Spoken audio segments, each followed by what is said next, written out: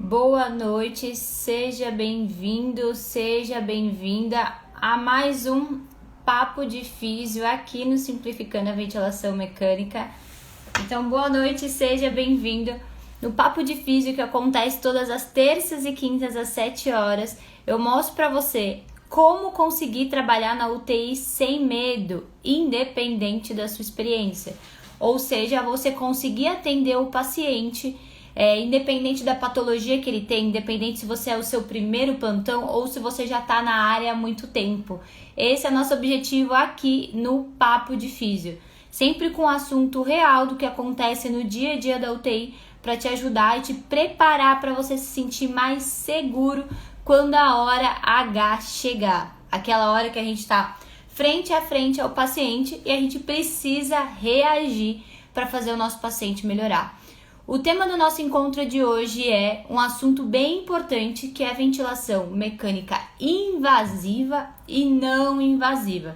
Um tema que todo fisioterapeuta deve saber, porque é muito importante em relação à sobrevida do paciente. Então, você já pensou, tá chegando no estágio ou tá chegando na UTI e o seu paciente começar a passar mal, começar a apresentar sinais de cansaço, aquela fadiga extrema, e te perguntarem, e aí, o que vai rolar? O paciente vai colocar a ventilação não invasiva ou vai precisar ser entubado? Então, a primeira coisa que a gente deve saber como fisioterapeuta é o que não fazer. Se você chega numa UTI e faz um procedimento só porque todo mundo faz, ou pior ainda, porque prescrevem como se fosse uma receita de bolo, isso está errado. E isso pode custar muito caro para o paciente. Então, provavelmente você já viu algum físio falando: ventilação não invasiva de hora em hora, ventilação não invasiva 3 vezes ao dia, como se fosse um remédio. Precisa colocar a ventilação não invasiva porque está na prescrição. Gente, isso não existe.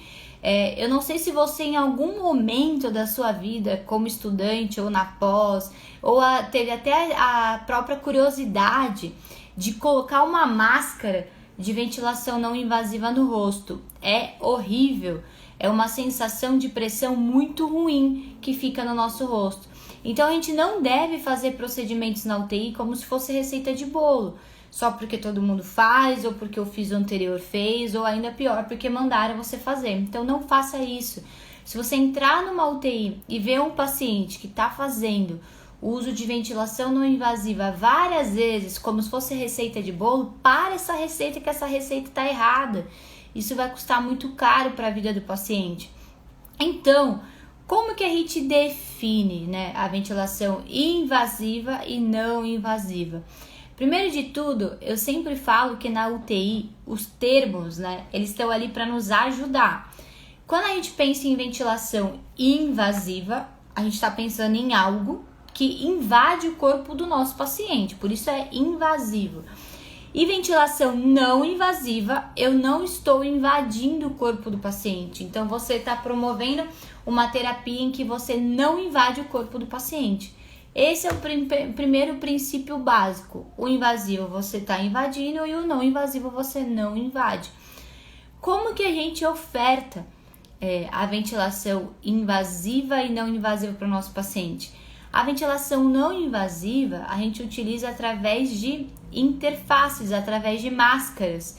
Então a gente tem aquela máscara facial, que pega aqui essa região. A gente tem nos bebezinhos o prong nasal, que pega só o nariz. A gente tem a total face, que parece um capacete, pega toda a região aqui do rosto do paciente. A gente tem a full face, que parece um capacete, ou helmet, que é um capacete para poder ofertar. Então a gente tenta entregar essa respiração melhor para o paciente através de várias máscaras diferentes, para que o paciente aguente ficar com aquela máscara e ele melhore. Por isso é não invasivo. Você colocar uma máscara no paciente ou um prong nasal no bebezinho, você não está invadindo o corpo dele. Você está ajudando sem ter nenhum tipo de invasão, nada profundo. Agora, a ventilação mecânica invasiva tem essa invasão no corpo do paciente, que acontece, que a gente fala, através de uma endoprótese, que é o tubo traqueal. Então você de fato está invadindo. Imagina, então eu coloco um tubo endotraqueal lá na goela abaixo, né? O nosso tubo fica posicionado aqui, acima da carina. Então é totalmente invasivo, é diferente da ventilação não invasiva. Esse é o princípio bem fundamental. Então a diferença das duas vai ser como a gente vai ofertar isso para o paciente, através de máscaras e interfaces que não são invasivas e através da ventilação direto, né, que vai direto no pulmão do paciente, que é o tubo endotraqueal. Qual é a função, né, da ventilação não invasiva? A gente precisa entender para que isso serve. Quando a gente entende para que isso serve, fica muito mais fácil quando a gente vê um paciente passando mal na nossa frente. Eu não sei se você já viu um paciente em pleno desconforto respiratório na sua frente, mas é agoniante, dá vontade de você querer respirar pela pessoa. O paciente começa a suar, o paciente começa a ficar inquieto, porque ele tenta puxar o ar, tenta, ele não consegue. Ele começa a bater nas coisas, porque ele tenta pedir ajuda, mas ele não tem nem voz para pedir ajuda, então ele começa a tentar pegar as coisas, começa a tentar pegar em você, porque ele tá pedindo ajuda, mas quanto mais ele fala, mais ele cansa. Então é uma cena bem agoniante da gente ver quando a gente está frente a frente a um paciente em desconforto. Não é uma cena muito legal. Daí o monitor começa a apitar, que esse paciente começa a desaturar. Se for uma queda de saturação tão importante, o paciente começa a ficar roxo, com roxidão. Bebezinhos, então, a gente nem se fala. O bebezinho, ele fica roxo em segundos. Um bebezinho, ele entra em parada cardiorrespiratória muito rápida. Tanto que, se a gente for pensar, a parada cardíaca no bebezinho nem é quando zera o batimento cardíaco. Quando o bebezinho atinge já batimentos baixinhos, né, já é considerado uma parada cardiorrespiratória, porque já tem um risco muito grande para o bebê. Diferente do adulto que tem que ter o zero lá, né, ele realmente parou totalmente. Então, o paciente em desconforto não é uma coisa muito legal da gente ver. Ele fica totalmente descompensado, ele fica assim, fora da caixa. E o pior é que ele começa a tentar falar com você, tentar falar, tipo, não consigo respirar. E ele não consegue, porque ele tenta falar, confunde toda a glote dele, do que é ar, do que tá na hora, ele começa, né, até ficar vermelha. Ele começa, tipo, e aí, me ajuda, tô em agonia, né? Fica tentando respirar. E até esse paciente entra em rebaixamento de nível de consciência, o oxigênio cai tanto que ele fica molengo. Então, assim, não é uma cena muito legal da gente ver, mas é uma cena que você vai encontrar. Não adianta, você vai encontrar no estágio, ou às vezes, espero que não, até com um familiar, mas em algum momento você vai estar de frente para esse paciente em agonia. E aí a ventilação não invasiva e invasiva vem para ajudar esse paciente nesse momento, esse paciente em desconforto respiratório. Então o que a gente tem que saber das duas, né? Assim, é o arroz com feijão do físio dentro da UTI, não tem como a gente fugir. As duas, independente se vai ser invasiva ou não invasiva, tem a principal função de ajudar o paciente a respirar bem. Então, fazer o movimento torácico para ele, que o ar entre numa inspiração, que o ar saia e que garanta que ele faça a troca gasosa, porque essa é a função do nosso pulmão, fazer a gente respirar e fazer a gente ter troca gasosa. Então, independente se a ventilação vai ser invasiva ou não invasiva, a função é essa, é ajudar teu paciente a respirar melhor. E aí, existem várias dúvidas, né, na ventilação. Quando eu uso uma, quando eu uso outra, por que usar uma, por que usar outra, que tipo de paciente vale a pena pôr um BiPAP, que tipo de paciente vale a pena pôr um CPAP, você precisa saber disso, porque na hora que você escolhe o BiPAP ou o CPAP, o paciente vai reagir melhor. Mas o que a gente tem que saber é o seguinte: a ventilação não invasiva, que é aquela que a gente não tem o tubo endotraqueal, que a gente usa através de interfaces, ela é ruim na cara do paciente. Faz o teste, chega no estágio, se te permitirem de material, né, que às vezes o hospital não tem muito material, pega uma máscara limpa, põe no teu rosto e põe lá um BiPAP para você ver, ou um CPAP. 2 minutos só, coloca lá. É horrível, fica vindo um fluxo de ar no nosso rosto pra gente respirar, e até você se acostumar entre o ar que tá vindo e você puxar ele, demora um pouquinho. Então, o BIPAP e o CPAP vão dar pressões para o nosso paciente para ajudar ele a inspirar, ele a expirar e ele garante troca gasosa. Por isso existe tanta diferença entre BIPAP e CPAP. Um deles, que é o CPAP, ele vai te dar só inspiração, ele só vai te ajudar a fazer o movimento expiratório, e com isso fazer troca gasosa. Por isso que no CPAP, né, vamos começar a falar um pouco de sigla que a gente usa no dia a dia, a gente só ajusta a PIP. Então o CPAP, ele é muito simples, né? Ele é uma válvulazinha que você ajusta a PIP e bota na régua da UTI. Por quê? Você vai ajudar o movimento expiratório para o paciente tentar fazer troca gasosa. Por isso que em pacientes, por exemplo, em edema agudo, que é aquele paciente que a gente fala, né, começa a espuma rosa, aquele paciente cardíaco que entra em pleno edema agudo de pulmão, a gente, na emergência, a primeira coisa que é feita com esse paciente é colocar o CPAP no rosto dele e o médico colocar a medicação para ele. É automático os dois. Só a medicação e só o CPAP, eles não vão funcionar. Os dois junto, como auxílio para ele sair daquele movimento de agonia, resolve. Por quê?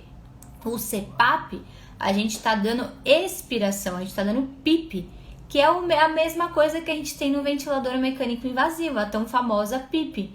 Ou seja, com o CPAP, que é não invasivo, é através de uma máscara, você está garantindo troca gasosa, está ajudando o seu paciente a fazer troca gasosa para ele parar de cansar.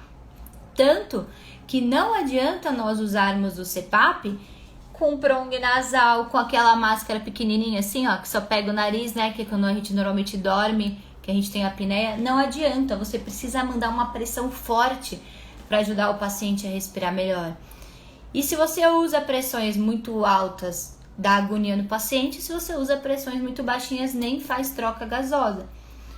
Já o BIPAP, né, pensa de novo no nome. Eu sempre falo isso para os alunos do Simplificando. Usa o nome para te ajudar, para simplificar na sua cabeça, né? Essa é a ideia do projeto. Por isso o nome é Simplificando a Ventilação Mecânica, para simplificar a parada.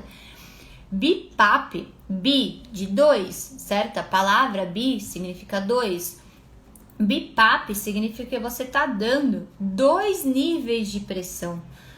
Ou seja, vamos pensar juntos, né? Se no CPAP eu estou dando só expiração, certo? No BIPAP, tendo 2 níveis, o que seriam esses 2 níveis? A gente está dando inspiração e expiração. Ou seja, o BIPAP, ele vai dar pressão inspiratória e mais PIP. Ele vai dar 2 coisas que a gente tem no ventilador mecânico. Por isso gera muita confusão. Porque quando o paciente parou na sua frente com aquela agonia, né? Puxando você, pedindo sua ajuda, me ajuda a respirar, eles fazem, me ajuda a respirar, não consigo respirar.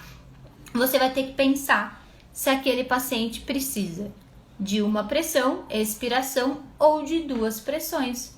Aí está o segredo do nosso atendimento com segurança. Então veja que saber isso não tem nada a ver com você dar 30 mil plantões. Esses dias eu recebi aqui nos comentários assim, 2 coisas que eu achei bem importantes da gente sinalizar. Uma assim, poxa, eu tô me preparando, fazendo um montão de curso e não tô sendo chamada para trabalhar no hospital. Eu pararia e pensaria assim, tem alguma coisa errada? Então, ou eu não estou apta ainda o suficiente para atender o paciente, ou eu não estou sabendo me apresentar. O hospital não está nem me conhecendo direito. Então, não adianta. Agora, a segunda coisa que me chamou a atenção nos comentários foi assim, eu estou me preparando e eu sei que com o tempo vai vir a experiência, né? Porque a gente escuta isso há muito tempo, até dos nossos pais, né? Quanto mais velho você é, mais experiência de vida você tem, mais sabedoria. Tá, só que quando a gente tá falando de UTI, não é muito bem assim que funciona não, né? Porque o paciente lá deitado, ele tá numa situação tão ruim da vida dele que ele não tem como ficar esperando a sua experiência, a sua boa vontade. Na verdade, na UTI, a única coisa que vai te dar segurança para você atender o paciente é você saber o que você tá fazendo. Não caia nisso do mercado, que a gente escuta muito, Ah, e o tempo vai dar experiência. Não, o tempo não vai te dar experiência. Se você errar com o paciente, colocar uma ventilação não invasiva, ou errar no ventilador mecânico, você pode dar 30 plantões. Se você não souber o que você está fazendo, você vai continuar errando. Então, é igual quando a gente está no trânsito, a gente vê um monte de gente que não dá seta. Pô, você não aprendeu que tem que dar seta? Então, por que tem gente que ainda assim não dá seta? Porque tem gente que acha que não há necessidade da seta. Tem gente que acha que já dirige tão bem que não precisa. Tá, mas não é a regra da parada? Usar a seta não impede acidente. Não é porque, sei lá, Deus quis que a gente usasse a seta. É horrível usar a seta. Mas impede acidente de trânsito. E a mesma coisa quando a gente pensa em UTI. Não caia nessa de esperar sair da pós, já ter todo o conhecimento para ir ganhar experiência. Isso não é assim que funciona com o paciente. Agora, você entender exatamente como o ventilador funciona e como recurso, independente de qual recurso da fisioterapia, para que ele serve, aí você esquece. Você vai ser chamado para trabalhar em qualquer hospital, vai escolher o hospital que você deseja e assim por diante. Então, vamos pensar. Ventilação, então, não invasiva, o princípio básico é esse. Eu não estou invadindo o corpo e eu tenho duas. Uma eu vou oferecer um nível de pressão, por isso o nome é CPAP, e outra é BiPAP, 2 níveis de pressão. E aí você deve estar se perguntando, e qual é a diferença para a ventilação mecânica? Então, tá, e aí? Por que isso é importante? Porque como a ventilação mecânica invasiva, ela invade o corpo do paciente, a gente não quer que os pacientes sejam cada vez mais invadidos. Quanto mais invadido o paciente é, maior risco ele tem de infecção e de acontecer alguma coisa errada. Quer ver um exemplo? Um paciente todo furado, um paciente com acesso aqui, então ele foi invadido para ter o acesso central. Um paciente em hemodiálise, com acesso na quina femoral. O paciente em ventilação mecânica. Olha quanta coisa, quanto instrumento está invadindo o corpo do paciente. O risco dele ter uma infecção no sangue, uma infecção pulmonar e qualquer outra infecção, porque ele está exposto, ele está invadido, é muito grande. Agora, a ventilação mecânica invasiva, você também está invadindo o corpo dele, você está com um tubo endotraqueal. Um tubo, até que se for mal colocado, inflama toda a parte respiratória, deixa a traqueia toda estrupiada. Tanto que se a gente for parar a pensar, de novo falando em bebezinhos, os bebezinhos, eles usam o tubo endotraqueal sem o cuff, que é aquele balão que a gente insufla no tubo. Por quê? O cuff, ele fica pressionando a traqueia para deixar a traqueia aberta para o ar entrar e sair. Imagina um bebezinho que nem tem a formação do sistema respiratório todo bonitinho, ainda tá tudo em formação, porque a gente demora até os 7 anos de idade para formar o nosso sistema respiratório completo, até 7 anos da nossa vida. Imagina um bebezinho que a cartilagem dele é toda delicadinha, você tem um balonete, que é o cuff, lá apertando a traqueia dele. A traqueia fica toda maleável. Por isso que os bebezinhos não usam tubo com cuff. É um tubinho sem cuff, só vai a pressão do respirador. Então, você está invadindo o corpo do paciente. Então, o que é feito primeiramente? Dependendo da condição, se esse paciente não estiver numa parada cardiorrespiratória, que aí não tem jeito, tenta-se primeiro a ventilação não invasiva. Vamos tentar algo que primeiro não invada o corpo do paciente. Então, primeiro a gente tenta a VNI, que é a sigla de ventilação não invasiva, nesses casos desses pacientes. Por quê? Vamos tentar segurar esse desconforto respiratório para que ele não precise ser entubado. Agora, o paciente está em parada cardiorrespiratória, o paciente está com rebaixamento do nível de consciência, está lá, você chama ele nem responde, em apneia. Vai adiantar você pôr uma máscara nele? Não vai adiantar. Por isso ele é direto entubado. Ou sei lá, ele teve um acidente automobilístico, tá com o tórax todo instável. Daí não adianta, ele precisa ser entubado logo. A máscara não vai adiantar. Olha que legal. Uma, inclusive, das contraindicações da ventilação não invasiva é bem óbvia, que é fraturas no rosto.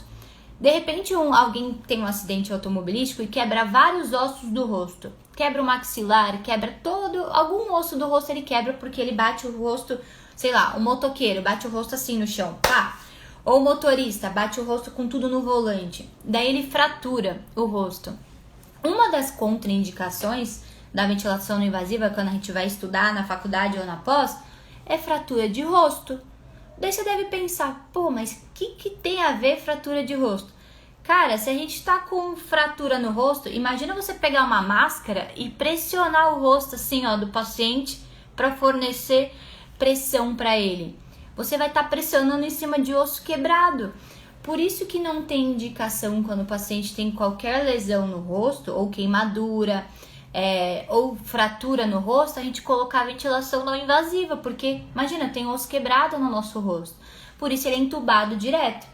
Tá vendo como vai fazendo mais sentido? Então, provavelmente você já tinha visto isso num livro. Poxa, fratura de rosto, né? Fratura facial ou lesão facial não é indicada a ventilação não invasiva.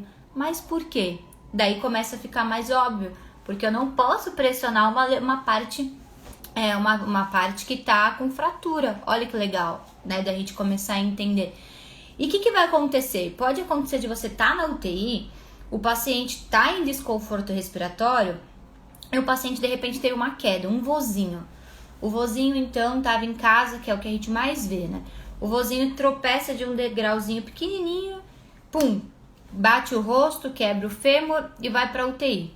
Daí ele tá na UTI para fazer uma cirurgia de quadril, lá, de prótese de quadril, porque normalmente os vozinhos caem de degraus muito pequenos. E esse vozinho começa a apresentar um cansaço. Daí toda a primeira coisa que todo mundo vai falar é: veja, coloca a ventilação não invasiva nele. Mas será que quando ele caiu, ele não teve nenhuma fratura no rosto?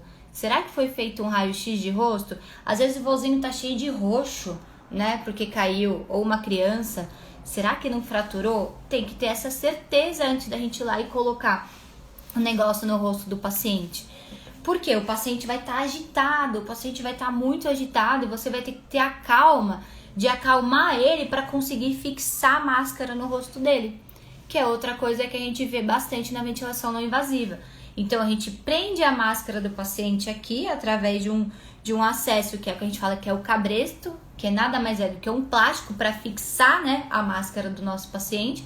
Ou no nosso SUSão a gente amarra com a luva quando não tem. Mas você precisa ter a sabedoria de acalmar o paciente até você conseguir adaptar a máscara, até ele ficar mais calmo, até a pressão que você está colocando começar a entrar nele. Então, seu fulano, calma, fica calmo. Vou colocar uma máscara no rosto do senhor que vai ajudar o senhor a respirar melhor. Olha, enquanto eu coloco, tenta puxar o ar, porque aí a pressão que eu estou colocando vai entrar no seu pulmão. Deixar esse paciente mais sentado, para ele conseguir ter uma ação da gravidade que ajuda ele a respirar melhor. Então, ó, fica calmo, vamos lá, puxa o ar junto comigo. Enquanto isso, você vai segurando a máscara no rosto dele, tentando fixar. Agora, o que a gente vê muito de erro na UTI? Ah, aguenta aí, vou colocar uma máscara no senhor, aguenta aí. Ou coloca de qualquer jeito, aquele ar começa a vazar, o BiPAP começa a apitar, o paciente começa a ficar pé da vida, para não falar outra coisa, fala, tira isso daqui. E daí ele piora tanto que ele vai pro tubo. Então a gente tem que ter essa sabedoria de parar do lado do paciente e falar, tenha calma, explicar o que você vai fazer. Eu não sei se já aconteceu com você, mas você tá ali no desespero. Se alguém te explica o que tá acontecendo, você fica calmo. Você, como se você aterrorizasse ali, parasse e falasse, pô, eu sei o que tá acontecendo. Então, se você tá em pleno cansaço, sem conseguir falar, com o ar não entrando em broncoespasmo, desaturando, aquele caos, você tenta puxar o ar não vem, e alguém vem, te afoba mais, colocando uma máscara no seu rosto, o paciente não aguenta. Então, a gente tem que acalmar o paciente, ó, fica sentadinho, eu vou colocar a máscara no senhor, eu tô prendendo, puxa o ar enquanto você sentir a pressão entrar, calma, aguenta uns minutinhos, já vai ficar mais confortável, e aí o paciente aguenta. Agora, tentamos a ventilação não invasiva, né, porque a gente não queria entubar o paciente, o médico não queria, você queria tentar ao máximo, o paciente não tinha contraindicação de ventilação não invasiva, você já ticou da sua cabeça todas as contraindicações, e aí, quando saber se deu certo ou não deu? Esse é o principal erro, é isso que vai acontecer com você no seu dia a dia do hospital e com você no seu dia a dia do estágio. Anota aí, o tempo máximo no talo para o paciente estar em ventilação não invasiva é de 2 horas. Não é 2 horas e 1 minuto, 2 horas e 3 minutos, 3 horas ou pior. Já aconteceu de eu ver o paciente o dia inteiro na ventilação não invasiva porque ninguém tinha coragem de entubar o paciente. Gente, isso não pode acontecer. A gente está lidando com a vida de outra pessoa. Então, assim, o tempo máximo, eu falo, é 2 horas. A literatura já deixa bem clara, 2 horas. Não é 2 horas e 1, 2 horas e meia, 2 horas e 15 minutos. É 2 horas. Por quê? Se o paciente tiver com a máscara por 2 horas e ele não melhorou, ele não vai melhorar. Não se iluda, ele não vai melhorar. Pelo contrário, ele vai piorar tanto, que na hora do médico entubar vai ser um show de horrores. Porque esse paciente já vai estar tanto em broncoespasmo que na hora que ele for colocado no tubo, o ventilador vai começar a apitar e o tórax do paciente vai ficar assim, ó, todo bagunçado. Então, físio, tenta mais um pouquinho. Você vai escutar isso. Físio, tenta mais um pouquinho, não queria entubar. Não, já deu 2 horas, tá perto das 2 horas. Acabou, não tem como. Físio, vamos tentar 3 vezes no dia, né? Vai que ele aguente. Então, você chega no seu plantão 7 horas da manhã, seu plantão até 1 da tarde, porque a gente atende 6 horas, né? Então, das 7 a 1. Daí, beleza, o paciente estava mal, você colocou a ventilação não invasiva. Colocou lá das 7h30 da manhã até 8h30. O paciente melhorou, começou a respirar melhor, conseguiu até comer depois de um tempo. Daí o paciente começa a piorar e alguém chega e fala assim: físio, coloca a máscara de novo, no mesmo período de 6 horas. Opa! Se em 6 horas, que é um plantão, né? O paciente precisa de novo de ventilação não invasiva, e pode ter certeza que esse paciente vai piorar e vai ser entubado. Então, ventilação não invasiva não é o remédio, não é a cereja do bolo para tudo. O que o médico tem que fazer? Repete um raio-x para ver se ele não piorou. Às vezes fechou uma área do pulmão dele que estava bem e que de repente fechou. Melhora a medicação, melhora o corticoide, vê se esse paciente está fazendo xixi, né? Porque toda a parte renal também tem impacto no pulmão. Então não caia na furada de falar, não, vou lá colocar porque fulano não quer entubar. Não, inclusive evolui em prontuário, ó. Tentativa de ventilação não invasiva por 2 horas sem sucesso, o paciente continuou em desconforto respiratório, continuou com queda de saturação, continuou taquipneico, respirando muito ofegante. Você tentou, mas não rolou, o paciente tem que ser entubado, não tem muito o que fazer. A única situação que foge dessa regra e que é discutido em equipe é em cuidados paliativos. Então, em cuidados paliativos é avaliado se aquilo faz um benefício para o paciente, se o paciente também quer aquilo, né? Porque nos cuidados paliativos a ideia é que você não entube o paciente e não deixe ele sofrer.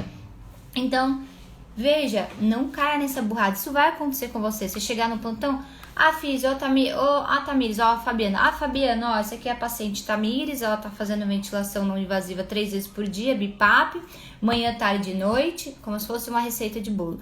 Manhã, tarde e noite, todo mundo tá colocando 3 vezes. Tá, por que tá todo mundo colocando 3 vezes?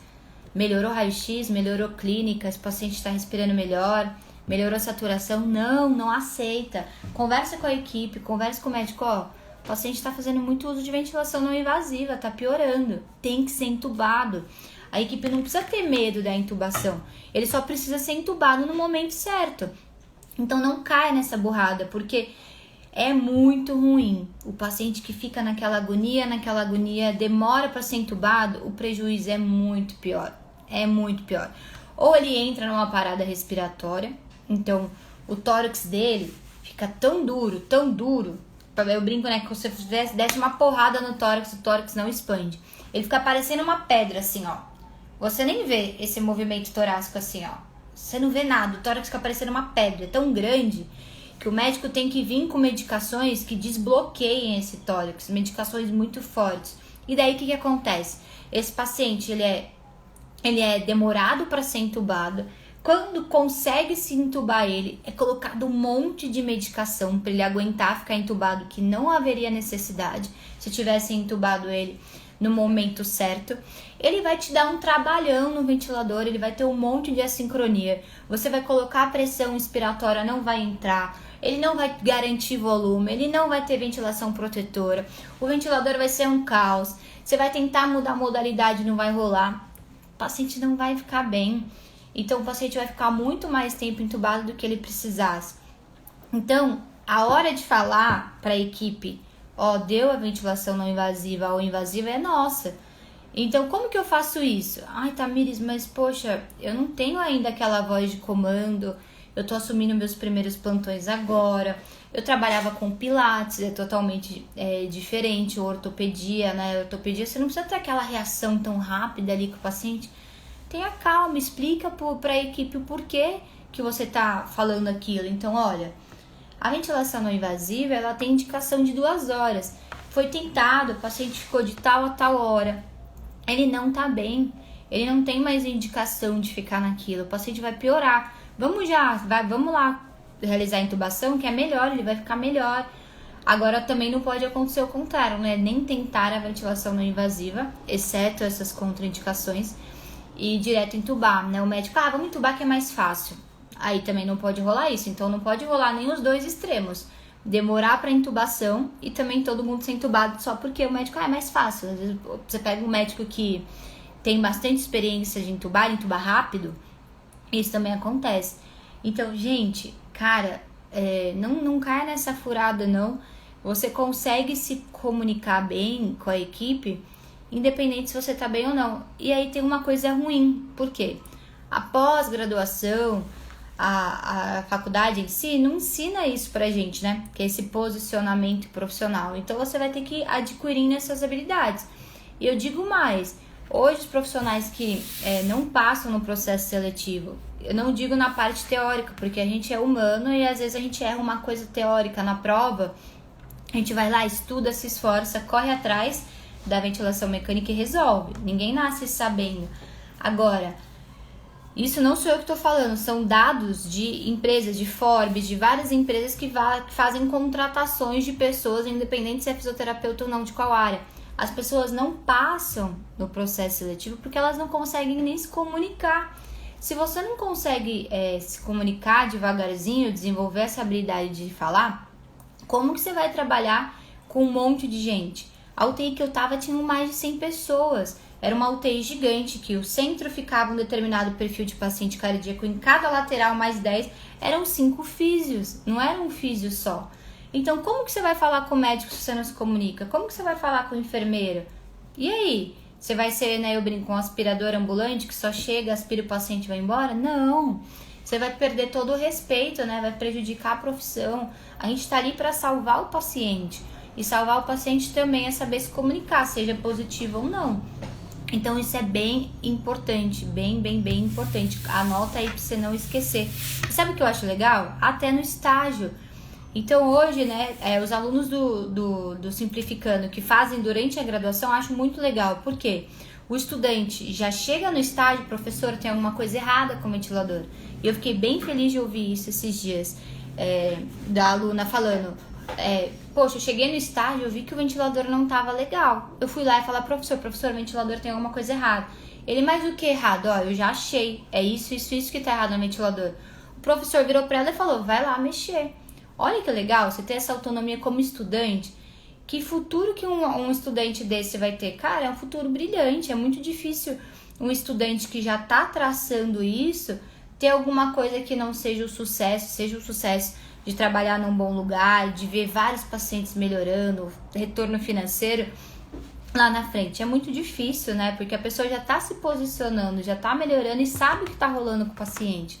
Então, ventilação invasiva e não invasiva não tem jeito, faz parte do nosso dia a dia.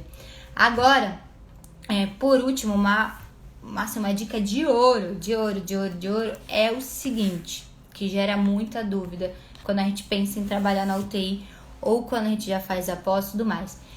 Quando eu uso BiPAP e CPAP, certo? A gente conversou anteriormente que o CPAP é um nível de pressão e o BiPAP são 2 níveis de pressão, certo? Então, Bi de 2 e CPAP de 1 só. Uma pressão, PIP, CPAP, 2 pressões, BiPAPs.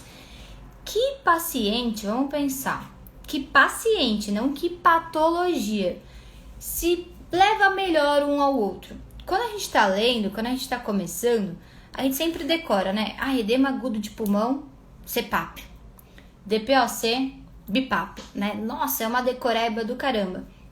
Tá. E quando você estiver frente a frente, o paciente tá lá na sua cara passando mal. Ele não vai ter um tempo de você ficar pensando, pega o BIPAP ou pega o CPAP? Porque o aparelho do BIPAP e do CPAP ficam no armário da fisioterapia. Então, como que é? Para você que ainda não tá ali no dia a dia. Você entra no hospital, você entra na UTI, tem trocentos milhões de armários, tipo, tem UTI que não dá nem pra contar quanto armário tem. Tem armário que vai ficar o equipamento da enfermagem, tem armário que vai ficar o equipamento da intubação, tem armário que vai ficar lençol, tem um monte de armário. E tem um armário que você precisa, inclusive essa dica vale ouro, você precisa saber onde é esse armário, porque quando o seu paciente passar mal é lá que você vai pegar o CPAP ou o BIPAP e vai estar lá os dois aparelhos. Então quando chegar essa hora de você ir lá e pegar o aparelho, você já tem que estar na cabeça qual dos dois você vai pegar, não adianta você sair correndo com os dois. Pior ainda, se a gente trabalhar no SUS, você não vai ter um monte de aparelhos, você vai ter que se virar com a quantidade de aparelho que tem no hospital. No particular, é lindo.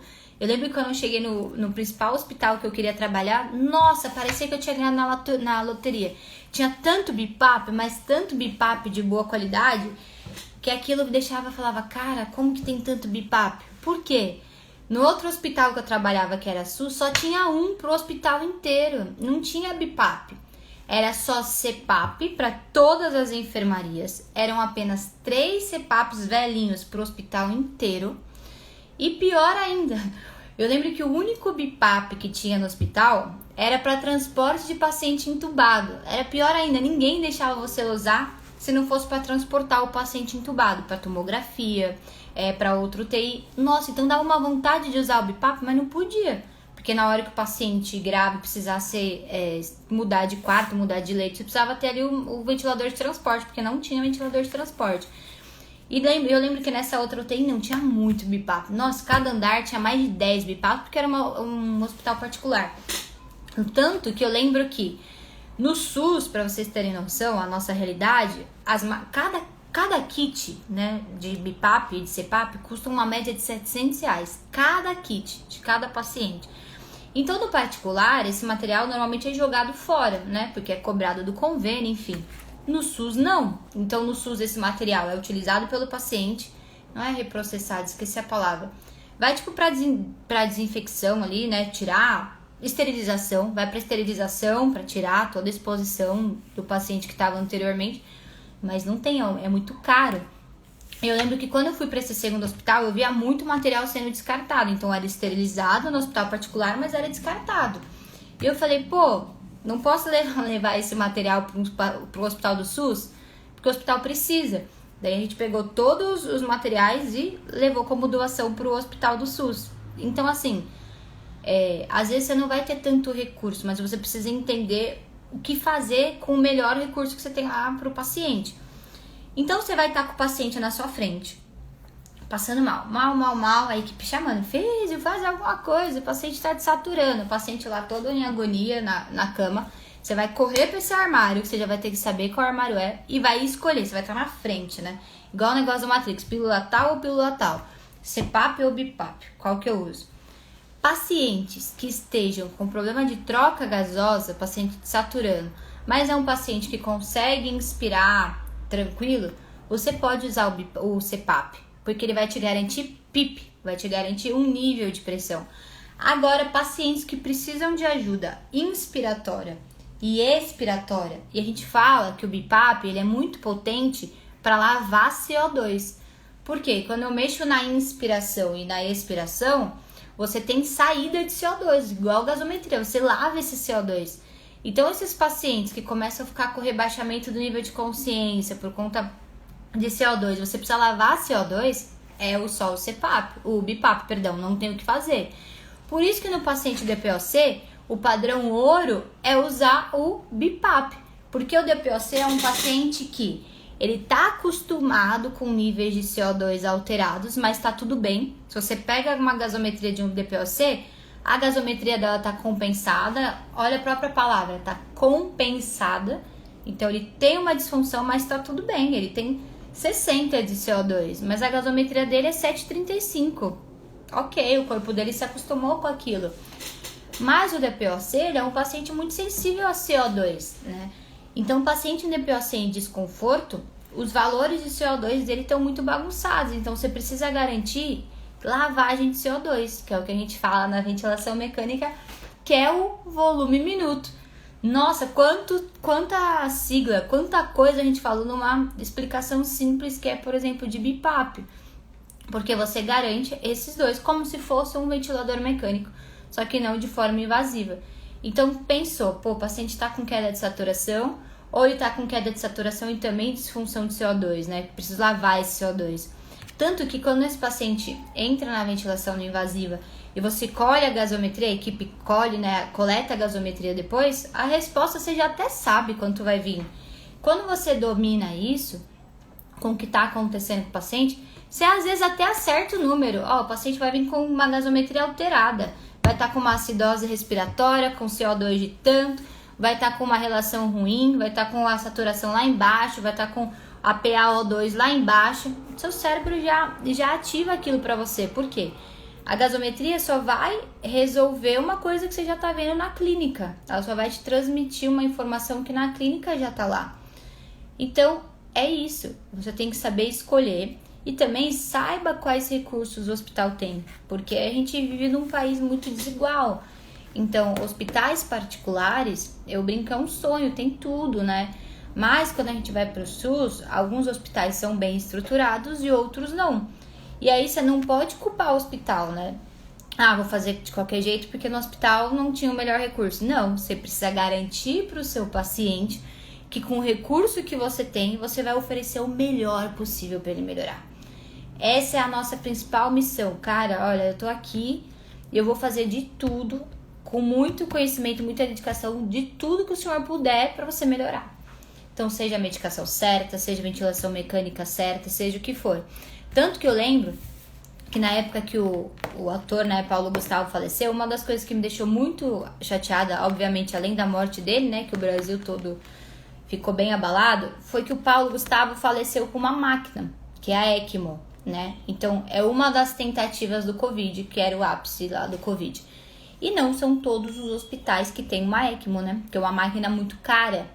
Mas ele estava com tanta disfunção respiratória, tanta disfunção de troca gasosa, que foi tentada essa máquina. E eu lembro que quando ele colocou na máquina, né, foi colocado na máquina, eu pensei, caramba, e se todos os hospitais tivessem acesso, né, a recurso? E se de repente um paciente lá em outro lugar também tivesse acesso a isso, tivesse numa condição tão ruim que tivesse acesso? Mas não é a realidade da onde a gente mora, né, do nosso país. Então faça o melhor com o recurso que você tem. Se o hospital tem aquele recurso, usa da melhor maneira, explora o BiPAP, explora o CPAP, deixa bem guardado. O que eu vejo muito também é o seguinte, o físio vai lá, você vai lá dar o plantão na enfermaria, né, porque todo mundo tem medo de UTI no primeiro momento, então todo mundo tenta entrar primeiro na enfermaria porque é mais seguro, né, não vai ter tanta pressão ali. Beleza, você chegou na enfermaria, daí você larga o aparelho de BiPAP, de CPAP em qualquer lugar. Daí se outro paciente piora, ou se outro físio piora, sei lá, em alguma situação, nem se sabe onde está esse material. Então até essa responsabilidade, esse zelo com o material do hospital, é uma habilidade que o fisioterapeuta tem que ter, porque senão não adianta o hospital investir um dinheirão em várias coisas, se o físio descarta ali em qualquer lugar o aparelho, não tem zelo pelo aparelho. Quem sofre com isso não somos nós. Porque a gente vai para nossa casa e a gente não precisa de um CPAP, um BiPAP, nem um ventilador mecânico. Mas o nosso paciente sofre. Ele, o próximo paciente que estiver no mesmo leito que ele, o próximo, e o próximo, e o próximo. Então, quantas pessoas podem se prejudicar se a gente não souber usar os aparelhos, não souber para que serve a ventilação invasiva e não invasiva, e conseguir contribuir para que ele seja colocado no aparelho certo, na hora certa, no momento certo. Na UTI é tudo certo, né? A gente brinca que fora não, o destino não tem o momento certo, a hora certa, não sei o que certo. Mas na UTI tem. Na UTI tem o momento certo para eu entrar uma medicação, o momento certo para esse paciente tomar banho. Porque um paciente em desconforto respiratório, gente, esse paciente que fica cansado, que é agoniante de você olhar para ele nem banho esse paciente pode tomar. Olha que situação. O paciente fica tão cansado que ele não aguenta nem tomar banho. É um paciente que não come. Por quê? Ele tá em desconforto, ele não vai conseguir comer. É um paciente que não toma banho, que a equipe espera horas, porque nem virar às vezes ele de lado, levar ele até o chuveiro é possível, de tão cansado, de tão risco que esse paciente tem. Então já pensou você sem conseguir comer, sem conseguir falar direito, sem conseguir tomar um banho sem cansar? É horrível. Então a gente tem que garantir que o paciente não passe por isso, e se passar nessa doença dele, levar ele a essa condição, ele fique o mínimo possível dentro dessa condição, certo? Hoje, olha, esse tema é um tema assim bem, eu brinco que bem rico e bem valioso para a questão da UTI.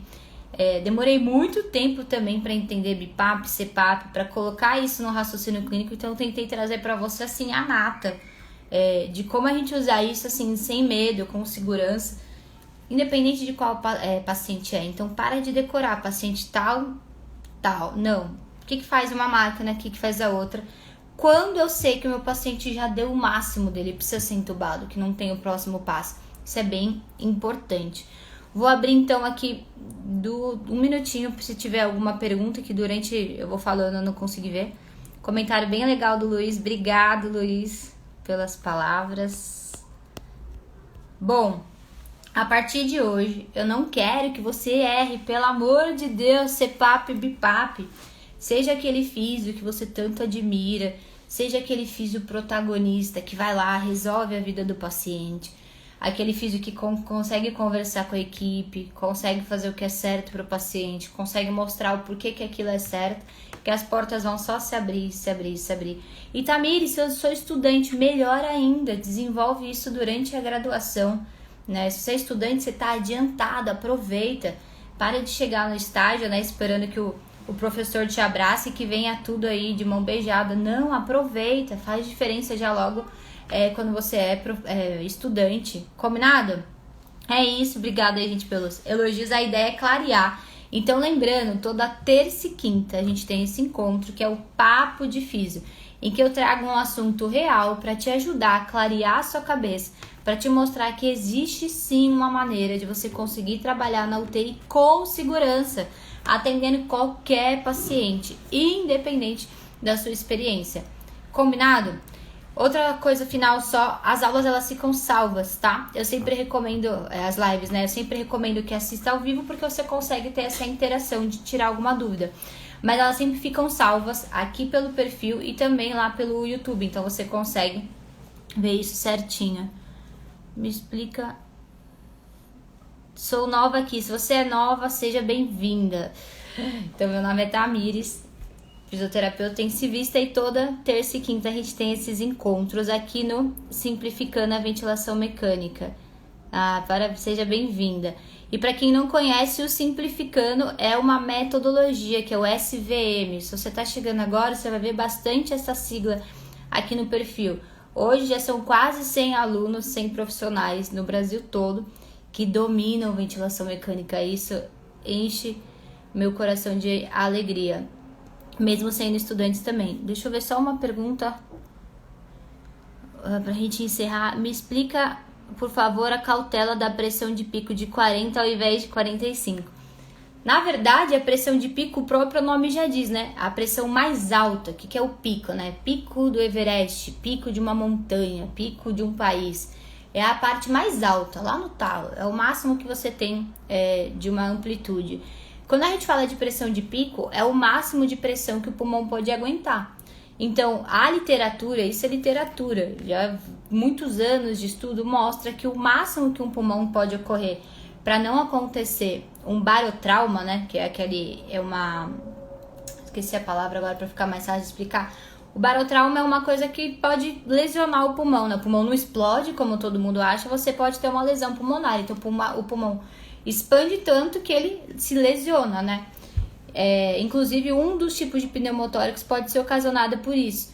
Então, a literatura já fala que o máximo que a gente pode atingir de pressão de pico, para que o paciente não seja exposto, o máximo, você não precisa chegar ao máximo, aquilo já é o talo, é 40, ao invés de 45. Então, na verdade, os números, Eles só mostram o que eles já provaram através de estudos com milhares de pessoas, porque esses números foram feitos com milhares de pessoas no mundo todo, não estamos falando a nível Brasil.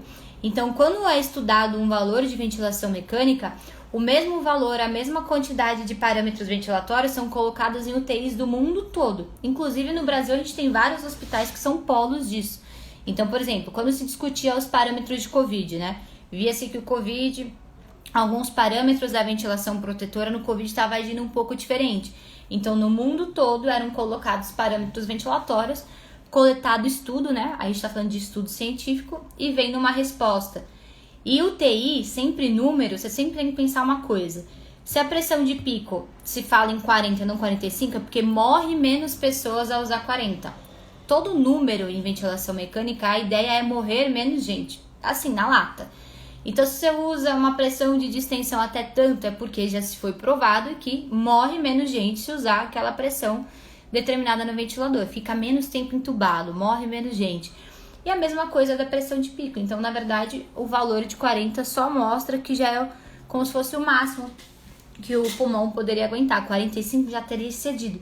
Como se fosse um elástico, né? Nosso pulmão tem muitas características elásticas. Então, quando a gente pega um elástico de cabelo que a gente puxa muito, a tendência quando você soltar o elástico estourar. É a mesma coisa que acontece com o pulmão, né? Então, com pressões de picos muito altas, o risco de barotrauma é muito grande. Combinado? Acho que eu consegui esclarecer sua dúvida. Mas a ideia é sempre isso. E não decorem números, tá, gente? Ah, tenho que usar tanto. Não. Os números são exatos, né? A matemática ela é exata. Então, não existe meio real, meio uma nota de real. Ou é uma nota de real ou é 50 centavos. Não existe, sei lá, um terço do real. Então, o número na ventilação mecânica ele é uma ciência exata. Ele tá ali por um motivo, por um porquê e vai reagir ao paciente por algum motivo. Sem achismo, né? Vamos tomar bastante cuidado com isso. Combinado?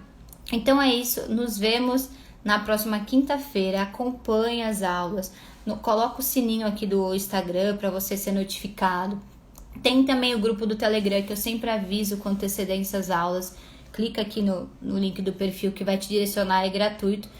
E última coisa que eu tenho recebido bastante é quando vão ter novas turmas do Simplificando. Ainda não tem previsão, então vai acompanhando o conteúdo, usando bastante que ele vai te ajudar bastante. Combinado? Um beijo, até a próxima, boa noite e obrigado pela companhia de vocês.